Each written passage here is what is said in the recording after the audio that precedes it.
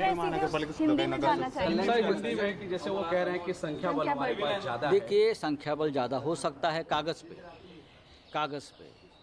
अब ये लड़ाई जो है ये कानूनी लड़ाई हो जाएगी, लेजिस्लेटिव लड़ाई हो जाएगी। हमारे लोगों ने 12 विधायक जो है जिसने बगावत की भाषा की है उनके खिलाफ एक्शन लेने की शुरुआत की है। उनको डिस्क्वालिफिकेशन के लिए हमारे लोग सभापति महोदय के पास गए हैं। मुझे टेक्निकल बातें ज़्यादा मालूम नहीं है, मैं नहीं बोलूँगा, लेकिन ये एक्शन चल रही है।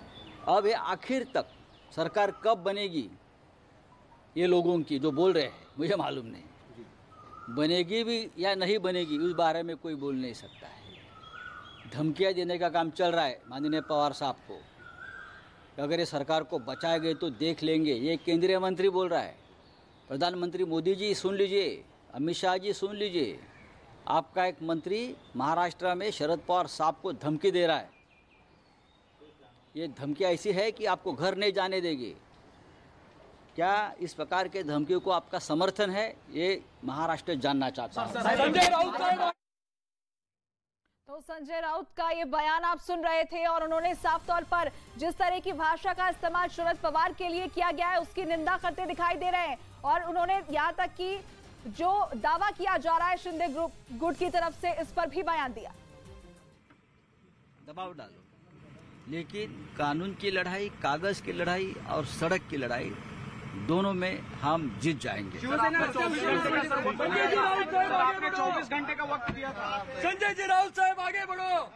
तो संजय राउत शिवसेना नेता को आपने सुना, कह रहे हैं कि ये लड़ाई हम ही जीतेंगे। साथ ही जिस तरह की भाषा का इस्तेमाल शरद पवार के लिए किया गया उस पर भी उन्होंने निंदा जाहिर की और कहा कि इस तरह की भाषा स्वीकार नहीं है। लोकतंत्र आंकड़ों से चलता है और हमारी लड़ाई कानून की है और ये लड़ाई हम जीत कर रहेंगे।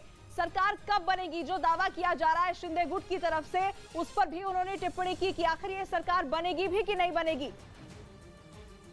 तो मुंबई से लेकर गुवाहाटी तक ये हलचल तेज है और इस बीच संजय राउत का बयान हमने आपको सुनवाया।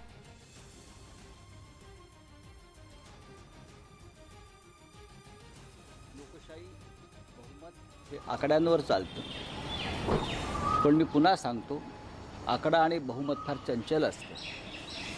ज्या दिवशी हे आमदार इथे मुंबईत येतील त्यानंतर त्यांच्या निष्ठेची, बाळासाहेबांवरील भक्तीची आणि शिवसेनेवरील श्रद्धेची खरी कसोटी लागेल। आम्हाला पूर्ण विश्वास आहे की सभागृहामध्ये जेव्हा हा विषय येईल तेव्हा महाविकास आघाडीच्या बाजूनं आमदारांचा कौल असेल। आता लोक धमक्या देतात, ते निकाल आहे। आता ही कायदेशीर लड़ाई है, पाहू ना आता काय होता है। ते ऐसा है कि संख्या बल ज़्यादा हो सकता है कागज़ पे। अब ये लड़ाई जो है ये कानूनी लड़ाई हो जाएगी, लेजिस्लेटिव लड़ाई हो जाएगी। हमारे लोगों ने 12 विधायक जो है जिसने बगावत की भाषा की है उनके खिलाफ एक्शन लेने की शुरुआत की है। उनको डिस्क्वालिफिकेशन के लिए हमारे लोग सभापति महोदय के पास गए हैं। मुझे टेक्निकल बातें ज़्यादा मालूम नहीं है, मैं नहीं बोलूँगा, लेकिन ये एक्शन चल रही है। अब ये आखिर तक सरकार कब बनेगी ये लोगों की जो बोल रहे हैं मुझे मालूम नहीं। बनेगी भी या नहीं बनेगी उस बारे में कोई बोल नहीं सकता है। धमकियाँ देने का काम चल रहा है माननीय पवार साहब को। अगर ये सरकार को बचाएंगे तो देख लेंगे, ये केंद्रीय मंत्री बोल रहा है। प्रधानमंत्री मोदी जी सुन लीजिए, अमित शाह जी सुन लीजिए, आपका एक मंत्री महाराष्ट्र में शरद पवार साहब को धमकी दे रहा है। ये धमकी ऐसी है कि आपको घर नहीं जाने देगी।